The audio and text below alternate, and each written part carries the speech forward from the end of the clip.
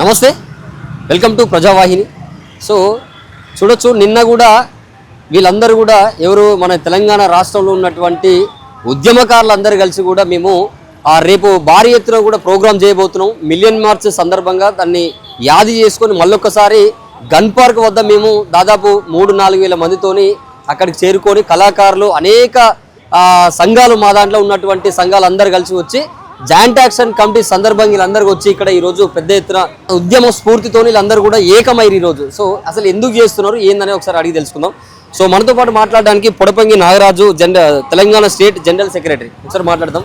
అన్న, ఏంది అసలు ఈ సందర్భం ఏంది, అసలు ఎందుకు ఈరోజు ఇన్ని వేల మంది ఎందుకు ఇక్కడ పోగారు? అసలు ప్రధానంగా తెలంగాణ ఉద్యమం, మలిదశ ఉద్యమం 2009 నుండి 2014 వరకు జరిగినటువంటి ఉద్యమంలో మిలియన్ మార్చ్ అనేది చాలా చారిత్రాత్మకమైనటువంటి ఒక ఘట్టం, అదొక ఉద్యమం. ఆ ఉద్యమం అంటే సీమాంధ్ర పెట్టుబడిదారులకు వ్యతిరేకంగా జరుగుతున్నటువంటి ఉద్యమంలో ఆనాడు ఉన్నటువంటి కాంగ్రెస్ ప్రభుత్వానికి వ్యతిరేకంగా యావత్ సమాజం మొత్తం మాకు తెలంగాణ స్వరాష్ట్రం కావాలి, 10 జిల్లాలతో కూడినటువంటి ప్రజాస్వామికమైనటువంటి తెలంగాణ కావాలని కొట్లాడుతున్నటువంటి క్రమంలోనే 2011 మార్చి 10వ తారీఖున మిలియన్ మార్చ్ అని చెప్పేసి ట్యాంక్ బండ్ మీదకి ఖచ్చితంగా 1 గంటకు తెలంగాణ ఉద్యమకారులు అందరం కూడా వస్తామని చెప్పేసి అని ఒక పిలిపించినటువంటి సందర్భంలో ఆనాడున్నటువంటి సీమాంధ్ర ప్రభుత్వం అనేక మంది పోలీసులు, లక్షలాది మంది పోలీసులను పెట్టి ఆ రోజు ట్యాంక్ బండ్ అనేది ముద్దాడకుండా చేసినటువంటి ఒక స్థితిలో సిపిఐఎంఎల్ న్యూ డెమోక్రసీ పార్టీ కావచ్చు, అదేవిధంగా పీడిఎస్యు ప్రగతిశీల ప్రజాస్వామ్య విద్యార్థి సంఘం ఈ 2 ఛాలెంజ్ చేస్తూ 1 గంటకు మేము ఖచ్చితంగా ట్యాంక్ బండ్ని ముద్దాడుతామని చెప్పేసి ప్రభుత్వానికి సవాల్ చేసి మరి వేలాది మందిగా ఆ రోజు యొక్క ట్యాంక్ బండ్ని ముద్దాడినటువంటి ఒక చరిత్ర. ఎందుకంటే ఆ రోజు వ్యవహరించినటువంటి తీరు ప్రధానంగా తెలంగాణ రాష్ట్ర ఉద్యమం జరుగుతున్నటువంటి క్రమంలో నీళ్లు, నిధులు, నియామకాలు కావాలని చెప్పేసి సాగుతున్నటువంటి పోరాటంలో ఈ యొక్క ముఖ్యమైనటువంటి ఘట్టం మిలియన్ మార్చ్ ఉద్యమం. ఆ ఉద్యమం ద్వారా ఈ రాష్ట్రంలో ఉన్నటువంటి అనేక మంది ప్రజలు, విద్యార్థులు సంఘటితమై అనేక స్ఫూర్తితోటి ఉద్యమాన్ని ఉధృతం చేయడానికి ఆ ఉద్యమం ఉపయోగపడ్డదని చెప్పేసి ఆనాడు ఈ యొక్క ఉద్యమం జరిగింది. అదే స్ఫూర్తితోటి ఈ యొక్క తెలంగాణ మార్చిని మళ్ళీ కొనసాగించాలి. ఆ ఉద్యమ స్ఫూర్తితోటి ఈ తెలంగాణ రాష్ట్రంలో జరుగుతున్నటువంటి అప్రజాస్వామిక పాలనకు వ్యతిరేకంగా పోరాడాలని చెప్పేసి మరొక మారు దాన్ని యాద్ చేసుకుంటూ ఈరోజు ఉద్యమకారులందరూ కూడా ఈ యొక్క గన్ పార్క్ దగ్గర కలుసుకొని భవిష్యత్తులో మళ్ళీ కూడా ఈ యొక్క ప్రజాస్వామిక ఉద్యమం, ప్రజాస్వామిక తెలంగాణ కోసం ఉద్యమం చేయాలన్నటువంటి ఒక లక్ష్యంతో, ఒక ఆకాంక్షతోటి ఈ యొక్క కార్యక్రమాన్ని నిర్వహించామని చెప్పేసి సందర్భంగా తెలియజేస్తున్నాం.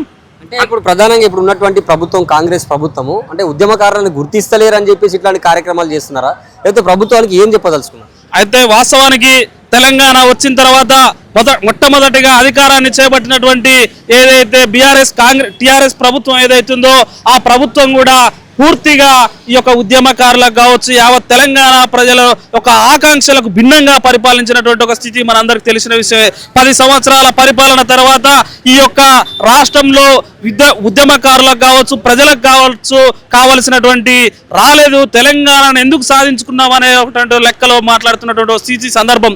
అంటే ఈ యొక్క తెలంగాణలో నిరుద్యోగులు మోసపోయారు, తెలంగాణలో విద్యార్థులు మోసపోయారు, తెలంగాణలో యావత్ ప్రజలు కూడా మోసపోయారు. అనేక మంది విద్యార్థుల ఆత్మ బలిదానాల పునాదుల మీద ఏర్పడ్డటువంటి తెలంగాణ రాష్ట్రం, ఆ రాష్ట్రాన్ని పరిపాలించినటువంటి నాయకులు దానికి పూర్తిగా భిన్నంగా వ్యవహరిస్తున్నటువంటి తరుణంలో మళ్ళీ మేము తెలంగాణని మా కాంగ్రెస్ పార్టీ ఇచ్చింది కాబట్టి మళ్ళీ మేము తెలంగాణలో అధికారంలోకి వస్తే మేము అనేక రకాలుగా చేస్తామని చెప్పేసి అన్నారు.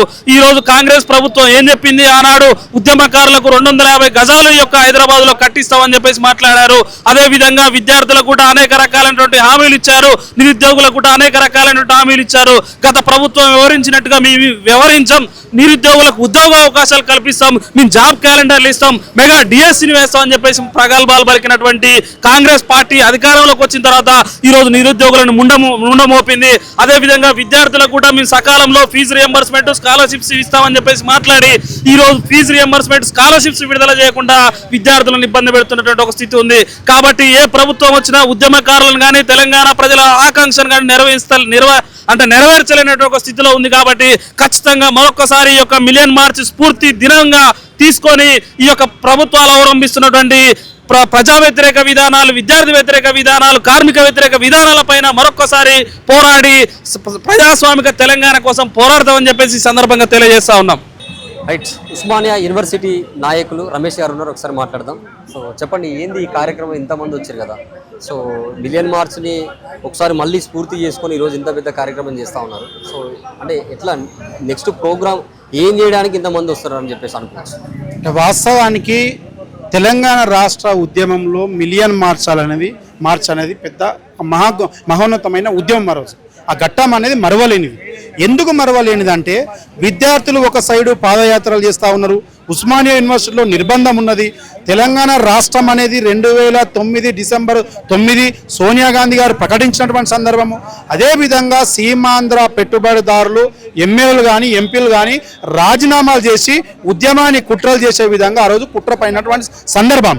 ఇదే విధంగా తెలంగాణ ప్రజలను ప్రపంచానికి చాటే విధంగా, తెలంగాణ వాదాన్ని గుర్తించే విధంగా, ఈ కుట్రలను భగ్నం చేసే విధంగా ట్యాంకు బండ్ పైన ఒక మిలియన్ మార్చ్ రూపంలో ప్రపంచం మొత్తం తెలంగాణ గర్వించదగ్గ ఆ రోజు మిలియన్ మార్చ్ సందర్భంలో కొనసాగింది.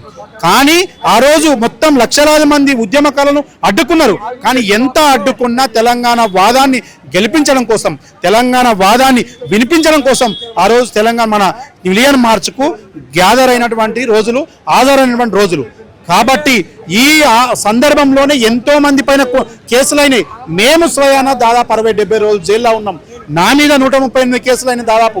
ఎందుకంటే 1952లో విద్యార్థులు నష్టపోయారు, 1969లో విద్యార్థులు నష్టపోయారు. కానీ మా మలిదశ ఉద్యమంలో కూడా విద్యార్థులు గణనీయమైన ఉద్యమంలో పాల్గొన్నారు. కాబట్టి విద్యార్థుల పైన కేసులు పెట్టిర్రు, జైళ్ళ పాలయ్యారు. అందులో భాగంగా చాలా మంది యాదయ్య లాంటి వాళ్ళు, కానిస్టేబుల్ కృష్ణ లాంటి వారు, మరి అదేవిధంగా వేణుగోపాల్ లాంటి వాళ్ళు చాలా మంది అమరులయ్యారు. అలాంటి అమరులైనటువంటి కుటుంబాలకు మిగతా 600 పైచిలకు వాళ్ళకు కూడా న్యాయం జరగలేదు. ఈ ప్రజా ప్రభుత్వంలో న్యాయం జరిగే విధంగా కోదండరామ్ గారు చొరవ తీసుకుంటా ఉన్నారు. ఎందుకంటే తెలంగాణ ఉద్యమంలో శ్రీకృష్ణ కమిటీ రిపోర్టుకు 1200 మంది అమరులైందని చెప్పి రిపోర్ట్ ఇచ్చినటువంటి సందర్భం. కాబట్టి మిగతా వాళ్ళకు కూడా న్యాయం జరగాలి. ఉద్యమంలో పాల్గొన్నటువంటి వాళ్ళపైన కేసులు తీసేయాలి. ఉద్యమకారులకు 250 గజాలు గౌరవ ముఖ్యమంత్రి రేవంత్ రెడ్డి గారు ఇస్తామన్నారు. కాబట్టి వాటిని కూడా నెరవేర్చాలి. అందులో భాగంగానే ఒకసారి తెలంగాణ ఉద్యమాన్ని గుర్తు చేసుకోవడం కోసం, మిలియన్ మార్చ్ను గుర్తు చేసుకోవడం కోసం అమరవీరుల దగ్గర, శూభం దగ్గర, గన్ పార్క్ దగ్గర ఈ రోజు తెలంగాణ ఉద్యమంలో పాల్గొన్నటువంటి ప్రజలందరినీ కూడగట్టి ఒకసారి యాది చేసుకుందామని చెప్పి ఇక్కడ అమరవీరుల దగ్గర కార్యక్రమాన్ని తలబెట్టినటువంటి సందర్భం.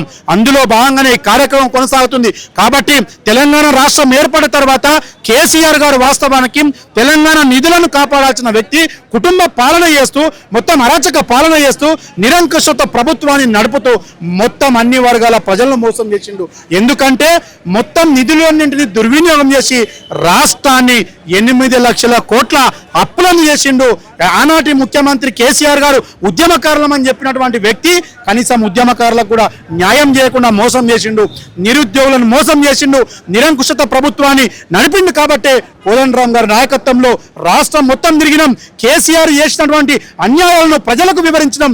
అందులో భాగంగా ఈరోజు ప్రజాప్రభుత్వంలో రేవంత్ రెడ్డి గారి ప్రభుత్వం కొనసాగుతుంది. కాబట్టి ఒక ఒత్తిడి చేసే విధంగా, తెలంగాణ వాదాన్ని గుర్తు చేసే విధంగా, తెలంగాణ ఉద్యమకారులకు ఇచ్చినటువంటి హామీలను నెరవేర్చే విధంగా కృషి చేయడం కోసం ఈరోజు మరొకసారి 15 సంవత్సరాలు మిలియన్ మార్చ్ జరిగిన సందర్భంగా అమరవీరుల స్తూపం దగ్గర ఈరోజు కార్యక్రమాన్ని తలపెట్టినటువంటి సందర్భం. కాబట్టి జోహార్ అమరవీరులకు అని సందర్భంగా గుర్తు చేస్తూ, అదేవిధంగా ఉద్యమకారులకు న్యాయం చేస్తారని విశ్వాసం వ్యక్తం చేస్తా ఉన్నాం. ఇలాంటి మరిన్ని వీడియోల కోసం మా యూట్యూబ్ ఛానల్ను లైక్ చేసి సబ్స్క్రైబ్ చేసుకోండి.